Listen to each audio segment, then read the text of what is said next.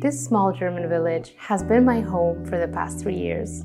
I've grown attached to the beautiful nature surrounding it, and I adore the peaceful days and quiet nights we have here. But it wasn't always like this. When we first moved in, it felt like I put my life on pause. I wanted to move to a bigger city instead and connect with more people and opportunities. I was frustrated, so I focused on making a happy home for our time here.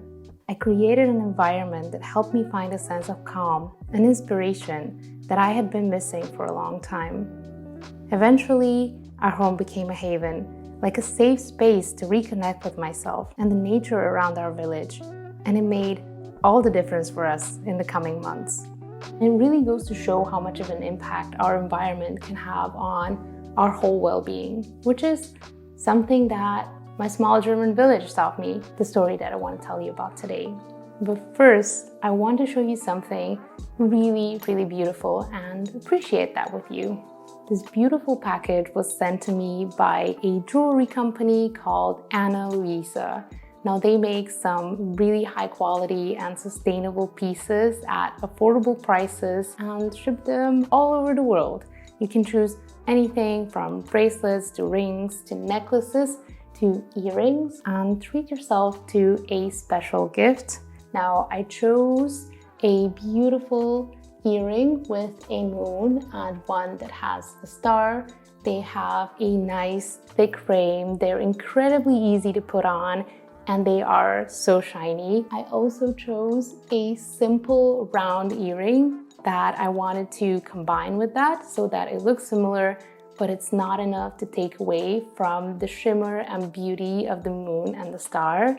Also incredibly easy to put on. It feels very sturdy and high quality, and it is gold plated. However, what is taking attention is this beautiful cuff.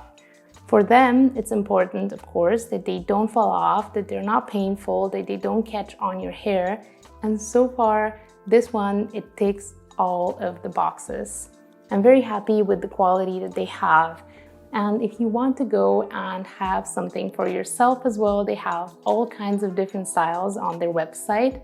But more importantly, they have a lot of holiday sales happening. So the current one is going until December 6th. You can buy one piece and have 65% off another one. But there are also 2 more coming up in December. So you can keep your eyes open if you find something nice. Now might be the time to get it at a lower price. Didn't expect that to rhyme. But let's go back to the story of the small German village, because in our first winter here, a lot of things changed. The world closed for the pandemic, and it became clear to me that we could not leave the village anytime soon. In fact, for the next 2 years, we would have nowhere to go, and we would spend more time at home than ever before. To me, it felt like I had a choice. I could either live with my frustration and waste all my time wishing to be somewhere else, or I could finally let go and find a way to appreciate my life as it is, no matter what was happening. Of course, I wanted to appreciate, but I had no idea where to start. The village has a few places you can visit, but the rest are streets and houses with lush natural landscapes around. The people are usually homebodies, so meeting them isn't easy and it can take a lot of time and patience to befriend them. It is all a slow process, and you have to learn to enjoy your own company if you want to have more things to do, because you usually end up starting by yourself. And of course, the pandemic didn't make things any easier. There were no places to visit, no people to meet, and no new experience. The only unrestricted place you could go to was in nature. My relationship with nature was always a little distant. I never spent enough time there growing up, and I struggled to enjoy myself in the more quiet, underwhelming environment. But I always loved walking. So that's what I decided to work on first. I started to go to the river sometimes. Other times I hiked into the forest or climbed on the hills to look at the distance. And over the summer, I discovered an incredible variety of places I could visit. Even though these places are so incredibly beautiful, I still struggle to connect with them because I was on my phone a lot. I was distracted. I was doing all kinds of other things, but I really couldn't summon my presence in nature until I started learning about photography. Unexpectedly, because what I didn't know about photography is that it really changes the way you look at the world. And the more you take pictures, the more opportunities you see, and the more your eyes are accustomed to noticing the lights, the shapes, any specific expressions or details that are out there in the world. And they are sharpened. They become more appreciative. It was really a transformative thing for me to experience. I challenged myself to take at least one good picture every single day, especially on the most mundane and boring days. And a couple of months later, the results were inspiring. I caught so many small moments that I never would have noticed in the past. So many simple things that I could be happy about. But before that, I would have completely missed, and they would have gone over my head, unappreciated. This challenge made me painfully aware of all the little moments I was missing out on because I was subjecting myself to all that noise and stimulation in my life. I still felt like a passerby a whole year after moving into the village because I was just so used to having the noise, the stimulation, the lights, the sounds, the people, all of the impulses of the outside world that I was getting in the city, and being here felt boring and underwhelming and not something that I really felt like I was experiencing, which is sad. And I'm glad that photography opened my eyes to all the sensations that I was missing out on. It just made me want to experience the smells, the taste, and all the other things I was missing as well. For example, I realized that smells can be a great mindfulness practice. They're harder to describe and think about, so sometimes a particular fragrance can silence your thoughts and transport you back to the present moment. I practiced that by smelling different trees and flowers that I came across, and eventually it felt like unwrapping a Christmas present. I would get excited to find out the smell of a particularly beautiful flower or bush and wonder how the color or the shape of it would define the way it smelled. I found out that sounds can affect us in so many ways, like when a sad song is playing and you work through your emotions, but in an even more subtle way, because a noisy environment can be stressful and a peaceful one can be calming. A certain sound can send shivers down your spine. It can make your nerves tingle. Sound can even help you envision your space if you start to listen more carefully, and it's incredible how much of that we just miss.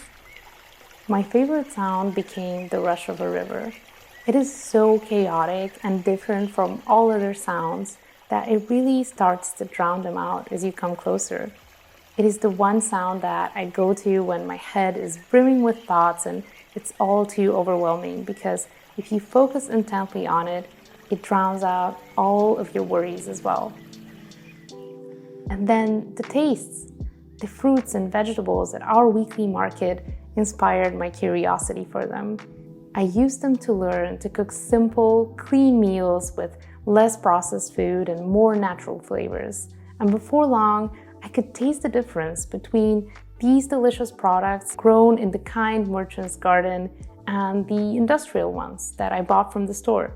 I even noticed how they made me feel in the days after eating them. It taught me to appreciate the unique and rich taste that nature gives each and every single piece of food that it creates, and that made me want to eat processed foods even less. I crave them less, I don't want to eat them. It's not even about some health fad or diet for me either. It's just I really appreciate the things that nature has made now. They taste extra sweet when I prepare them in a very simple way. Finally, I explored the sensations and realized how many of them we miss. How often do we appreciate the blow of the wind or the sudden sensation of raindrops on our skin? How often do we mindfully bask in the sun on our bodies?